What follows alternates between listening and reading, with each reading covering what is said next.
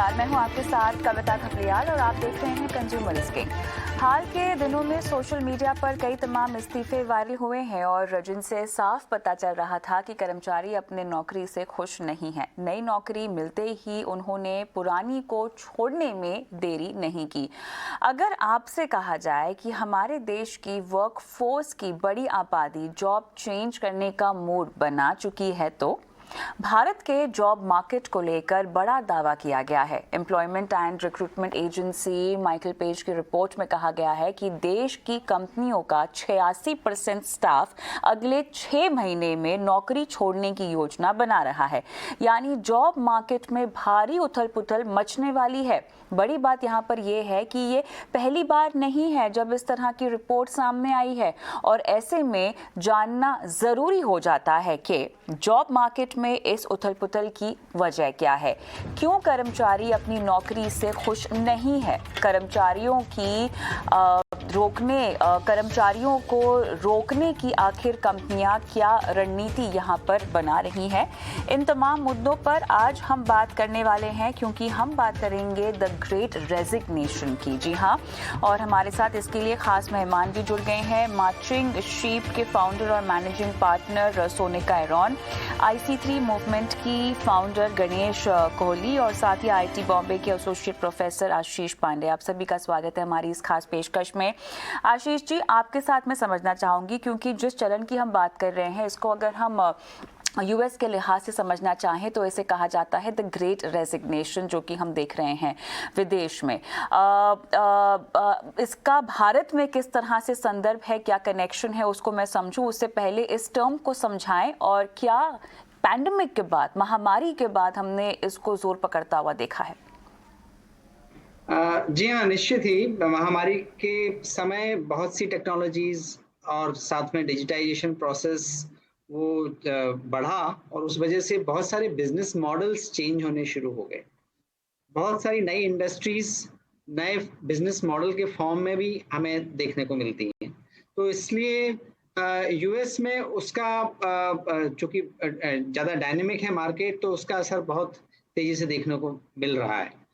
US की companies में काफ़ी इस विषय में भी काफ़ी विचार चल रहा है कि अगर वो मैन्युफैक्चरिंग उनका बेस है तो वो कैसे उसको स्प्रेड आउट कर सकते हैं, कैसे एक ही जगह उनका मैन्युफैक्चरिंग बेस चाइना में या साउथ अमेरिका में ना हो। इस वजह से भी बिजनेस मॉडल्स में चेंज हो रहा है और ये हमको उनके उनका जो डिस्ट्रीब्यूशन है वर्क का और change of the profile in the job, that is also happening in USA. Bharat में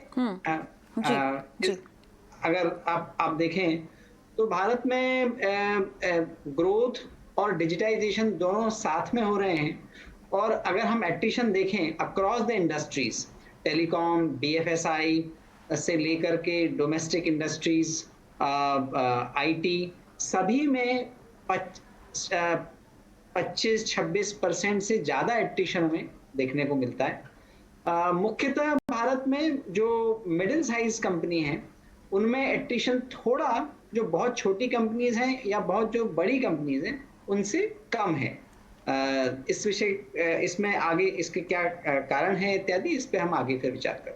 बिल्कुल, लेकिन सोनिका, जैसा कि आशीष जी ने समझाया, चेंज इन बिजनेस मॉडल होगा, लोगों ने अपने स्किल अपग्रेडेशन पर काम किया है और इसकी वजह से उनकी मौजूदा नौकरी जो है विदेशों में ख़ासतौर से हम देख रहे हैं कि उन्हें काफ़ी नहीं लग रही और वो बेटर अपॉर्चुनिटीज़ के लिए आगे बढ़ गए। भारत के लिहाज से हमने कई सेक्टर्स में एट्रिशन देखा, कुछ जगहों पर हमने देखा कि ले ऑफ्स का एक सिलसिला जो है, छटनी का एक सिलसिला लगातार चल रहा है, तूल भी पकड़ रहा है। ये तो खैर हम विदेशों में भी होता हुआ देख रहे हैं, बड़ी बड़ी MNCs में भी होता हुआ देख रहे हैं, लेकिन खासतौर से भारतीय संदर्भ में ग्रेट रेजिग्नेशन को अगर मुझे समझना हो, क्या आपको ऐसे लगता है कि पैंडेमिक के दौरान यहाँ पर जो वजह हमने विदेशों में गिनाई है भारत में भी लागू होती है? क्या आपको लग रहा है यहाँ पर भी लोग बेटर अपॉर्चुनिटीज की तलाश में रेजिग्नेशन दे रहे हैं या तलाश में है कि उनको एक बार अच्छी नौकरी मिल जाए तो इसे छोड़ देंगे?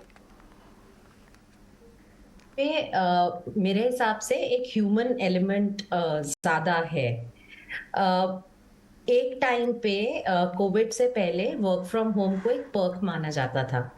जब कोविड हुआ और मजबूरन कंपनीज को लॉकडाउन में वर्क फ्रॉम होम को अपनाना पड़ा, तो एम्प्लॉयज को ये एहसास हुआ कि हम वर्क फ्रॉम होम में एक फ्लेक्सिबिलिटी के साथ भी प्रोडक्टिव हो सकते हैं।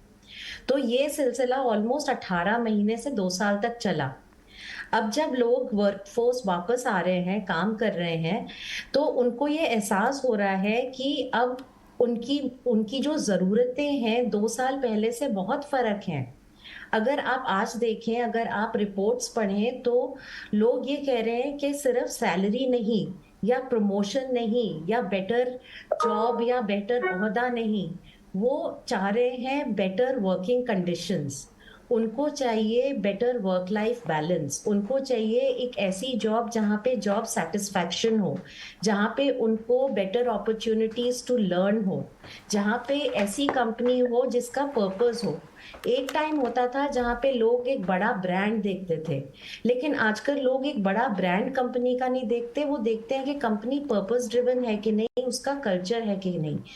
आजकल लोग ये देखते हैं कि कंपनी की पॉलिसीज में मेडिकल कवरेज क्या है, उसमें मेरे पेरेंट्स कवर्ड हैं कि नहीं, उसमें मेरे को कोविड कवरेज मिल रही है कि नहीं।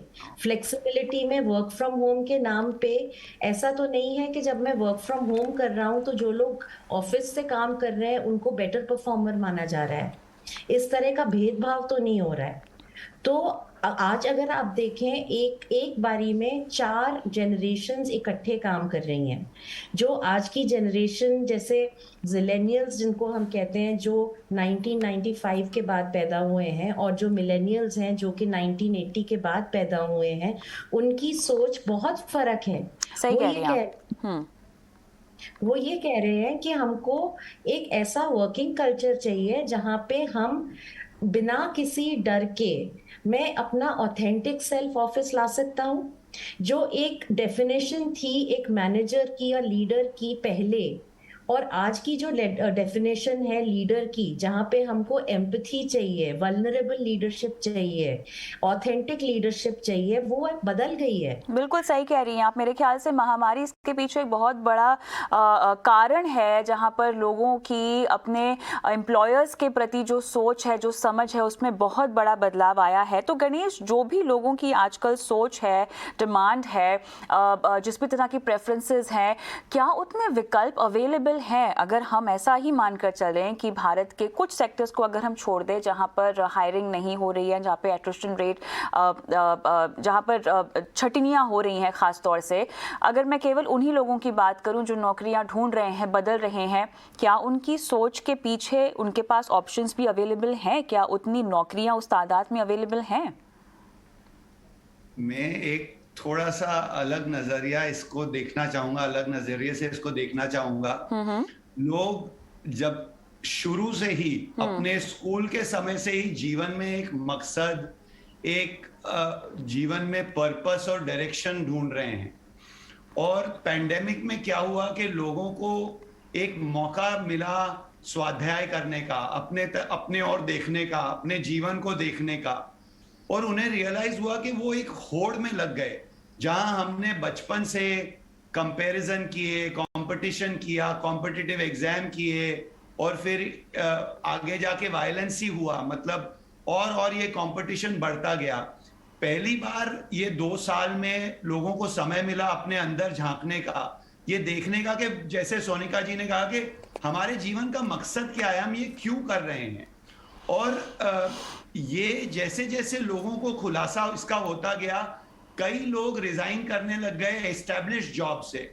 तो कुछ तो अट्रिशन इस वजह से हुआ, और अभी लोग सेक्टर वाइज इतनी नौकरी नहीं ढूंढ रहे जितना मकसद, जैसे अपने जीवन के मकसद के साथ जुड़ जाएं, वो ऐसी नौकरी हो जहां अपने जीवन के मकसद के साथ जुड़ जाएं।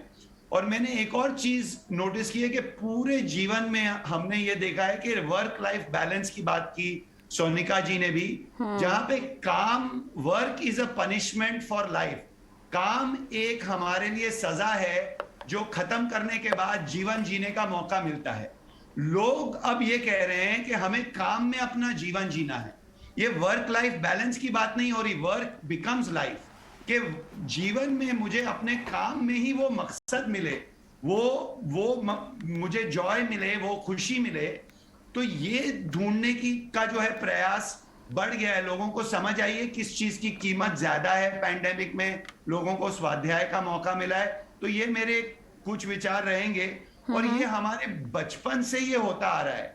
हमने एक होड़ में लगा दिया सबको, एक दूसरे से नाप तोल के, और अब सडनली ये रियलाइजेशन पैंडेमिक लाया है कि भाई हमें हमारे जीवन के लिए कॉम्पिटेंस क्या है हमारी। हमें लोगों से कंपीट नहीं करना है। कंपटीशन और कॉम्पिटेंस ये दो अंग्रेजी शब्द हैं, लेकिन एक ही रूट से आते हैं कि मेरे जीवन का मकसद क्या है, मेरा कॉम्पिटेंस क्या है, मैं कहाँ अपना समय निकालना चाहूंगा। और इसके लिए लोग जो हैं नौकरियां छोड़ रहे हैं। ये जो आप रेजिग्नेशन का ट्रेंड भी देख रहे हैं, इस वजह से हो रहा है। तो यहाँ पे मैं अपनी बात को छोड़ूंगा। तो कहीं ना कहीं जो हम भाव पा रहे हैं, अब तक जो चर्चा हो रही है और आप जो तीनों का मत है, कहीं ना कहीं जो बदलाव हम देख रहे हैं वो बेहतर जिंदगी जीने के ओर है, उस राह पर जाने वाला बदलाव है जो दिखाई दे रहा है। और अगर हम ग्रेट रेजिग्नेशन की बात कर भी रहे हैं आशीष जी, कुछ रिपोर्ट्स हैं, खासतौर से फॉर्च्यून ने ग्लोबल सर्वे किया है जहां पर उनके सर्वे में ये बताया गया है कि ये जो चेंज हम देख रहे हैं, जो हम बदलाव देख रहे हैं, ये आज से नहीं है, ये धीरे धीरे से शुरू हो चुका है और अब ये तूल पकड़ रहा है। और जिस सर्वे में जो बातें सामने आई है उसमें लगभग माइक्रोसॉफ्ट के अगर देखा जाए तो 41% लोग इस साल नौकरी छोड़ने के मकसद से काम कर रहे हैं, कुछ 3 से 6 महीनों के अंदर लगभग नौकरी छोड़ेंगे। मैकिन्सी की एक रिपोर्ट है जहां पर ये सब बातें हाईलाइट हुई हैं। ये बताएं हमें कि अगर हम इस बदलाव को बेहतर जिंदगी की ओर देख रहे हैं आशीष जी, तो क्या यहाँ पर आपकी पैसे कमाने की जो इच्छा है, जो मंशा है, क्या वो कम हो जाती है? ठीक है, आप बेटर इंसेंटिव्स वाले, बेटर एम्प्लॉयर्स की तलाश में आप आगे बढ़ रहे हैं, लेकिन यहाँ पर बेटर एम्प्लॉयर आज की तारीख में कौन हो सकता है? क्या एमएनसीज और क्या जो एम्प्लॉयर्स हैं, क्या इस बात पर काम कर रहे हैं या क्या इस बात पर गौर कर रहे हैं कि इस तरह का ट्रेंड शुरू हो चुका है और एम्प्लॉयज़ को, कर्मचारियों को बेहतर सहूलियतें देना ज़रूरी हो गया है? एक तरफ हम देख रहे हैं डिमांड बेहतर नौकरियों की तो है, लेकिन क्या मौजूदा संस्थान और जो कंपनियां हैं अपने आप को सुधारने की कोशिश कर रही हैं? कुछ बातें जो पहले भी सोनिका ने हाईलाइट की है कि ज़रूरत बदल गई है, क्या उस ज़रूरत को पूरा करने की कोशिश की जा रही है? जी, निश्चित रूप से हम ये देख रहे हैं कि जो हमारे जो साथी पैनलिस्ट हैं वो भी कॉर्पोरेट वर्ल्ड से आते हैं और वो purpose, quality of life, balance, इसकी बात कर रहे हैं। तो इस पैनल में ही ये रिकॉग्निशन हम देख सकते हैं। जहाँ तक अलग अलग तरह से इसमें इनिशिएटिव्स लेने की बात है, कई चीज़ें हैं जो कि अब बहुत क्लैरिटी से हमको समझ में आ रही हैं। एक तो lack of career development advancement, ये एक सबसे बड़ा एक फैक्टर अभी भी है ही, साथ में क्वालिटी ऑफ लाइफ के। इसके लिए और work life balance, caring attitude of the organisations, ये सारी चीज़ें इम्पॉर्टेंट हैं। मैं एक चीज़ देख रहा हूँ कि अब पिछले कुछ पैंडेमिक के बाद से HR फ्रेटर्निटी और general organisations, they are understanding the ways of doing hybrid mode of working. तो वो रिकग्निशन आ रहा है, उसका एक्सपर्टाइज भी आ रहा है। साथ में वेलबींग पे बहुत ध्यान अब चर्चा भी होने लगी है, दिया भी जा रहा है। कई डिजिटल प्लेटफॉर्म भी बन रहे हैं वेलबींग के लिए। अलग से वेलबींग के संबंध में इनपुट्स ऑर्गेनाइजेशंस में लोगों को दिए जा रहे हैं और उसको HR फंक्शन, एंगेजमेंट फंक्शन उसको ट्रैक भी कर रहा है। तो ये बड़ा बदलाव हमको देखने को मिलता है। भारत में एक एट्रिशन का एक रीज़न ये भी है कि हमारे यहाँ वर्कफोर्स पार्टिसिपेशन तो बढ़ रहा है।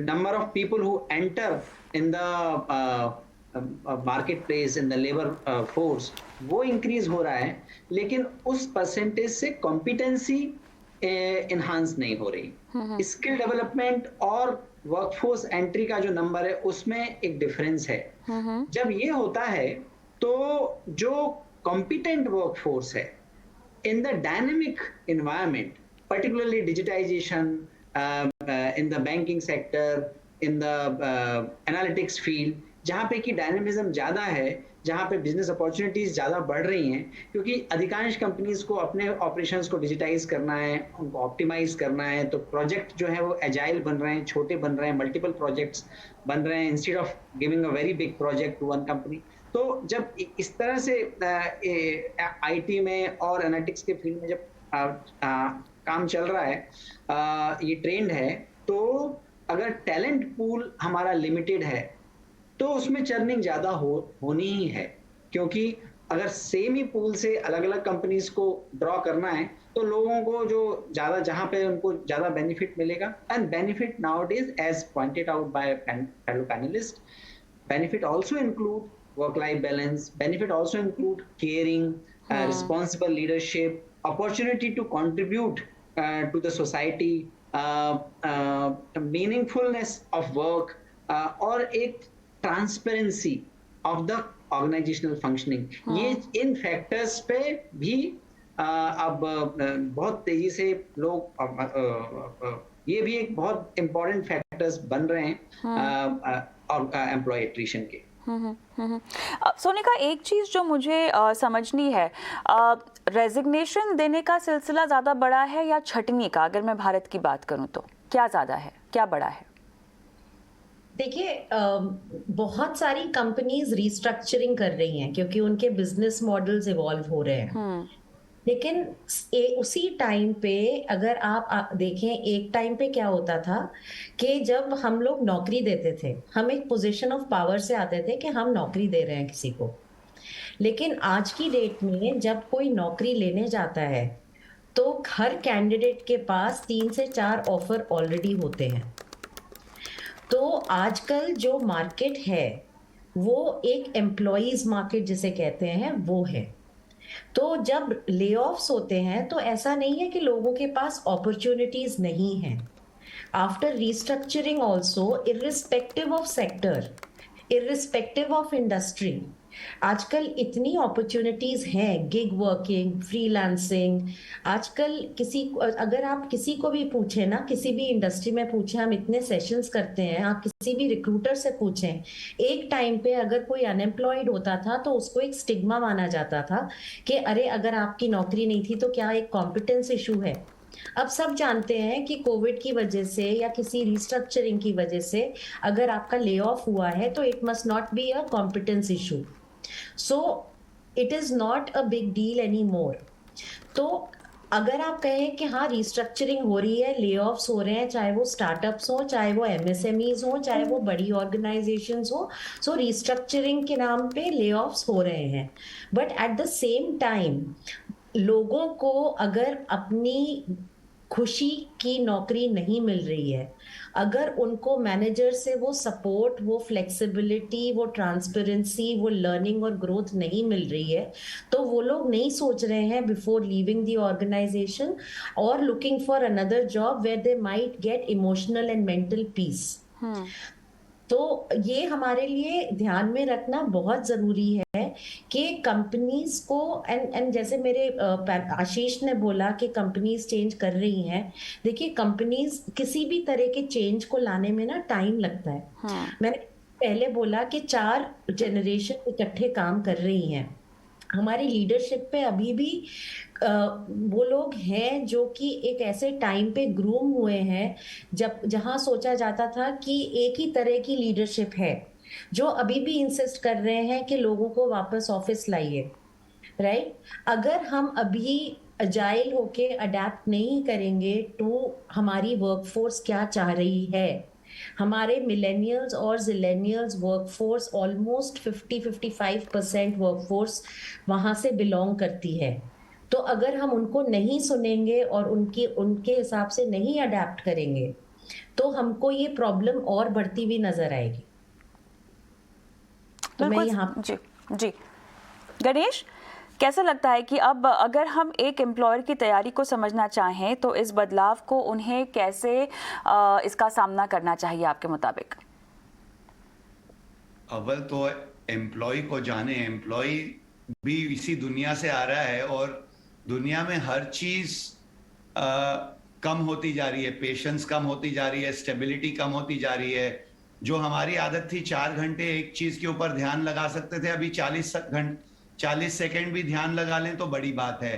तो हमारे लिए भी इतने सारे ऑप्शंस और इतने सारे डिस्ट्रैक्शंस और इतने सारी अपॉर्चुनिटीज क्रिएट हो गई हैं। तो इन जनरल आप देखें, ये एम्प्लॉयर्स हैव टू एम्ब्रेस, ये उनको इसकी तैयारी करनी है कि एम्प्लॉइज को किसी तरह, हम लोग 3 बार दिन में मेडिटेशन करते हैं, हम ध्यान करते हैं 2-2 मिनट 3-3 मिनट के लिए। हम लोग मल्टीपल वेलबींग, हमारे ऑफिस में एक हैप्पी स्थान जगह बनाई हुई है जहां पे हम लोग 1 घंटा पौना घंटा साथ में बैठ के एक दूसरे को समझने की कोशिश करते हैं। तो एक अपना मकसद, उनके लिए सारी चीजें चेंज हो रही हैं, इतनी सारी चीजें चेंज हो रही है। तो ह्यूमन बिहेवियर अपने आप थोड़ा सा इनस्टेबल, एक हमारा एक ओल्ड कल्चर था जहां पे आप पेड़ लगाओ, पेड़ उगेगा, 10 साल में उगेगा, 15 साल में उगेगा, फल आएंगे, हम खाएंगे। अब क्या है, हमने पेड़ लगाना नहीं, बस इधर लगा, इधर से उखाड़ा, इधर लगा। तो ये एक अलग तरह का करियर बनाने का तरीका है जो ये पीढ़ी ने चूज किया है। और इसके लिए आप अब जितना टाइम उनको एंगेज रख सको, जितना टाइम उनको मकसद दिखा सको, उतना टाइम वो आपके साथ हैं। जैसे ही उनको लगा कि वो अलाइनमेंट नहीं है या वो मकसद नहीं है, आई थिंक वो आपको छोड़ देंगे। और वो ये एक्चुअली एम्प्लॉयर का ही केवल इशू नहीं है, ये जनरल ह्यूमन बिहेवियर चेंज हुआ है। पिछले टेक्नोलॉजी के साथ हम और डिस्ट्रैक्टेड हैं, हमें और चेंजेस पसंद हैं। लोग रिलेशनशिप्स भी चेंज करते हैं, लोग और बहुत कुछ चेंज करते हैं। आप देखें बहुत सारे फंक्शंस हैं सोसाइटी में जहां पे इंस्टेबिलिटी आई है। तो जो जॉब इंस्टेबिलिटी आप देखते हैं, जो नौकरियां चेंज कर रहे हैं लोग, ये सोसाइटी को एक तरह से मिरर कर रही है।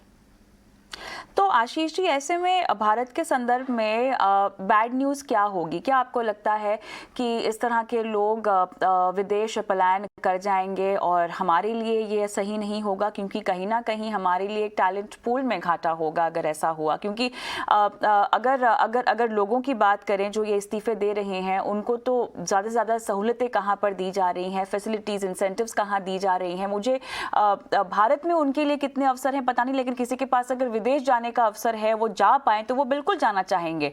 तो हमारी अर्थव्यवस्था के लिहाज से और हमारे टैलेंट पूल और स्किल लेबर के लिहाज से कितनी बड़ी खतरे की घंटी आपको ये लगती है?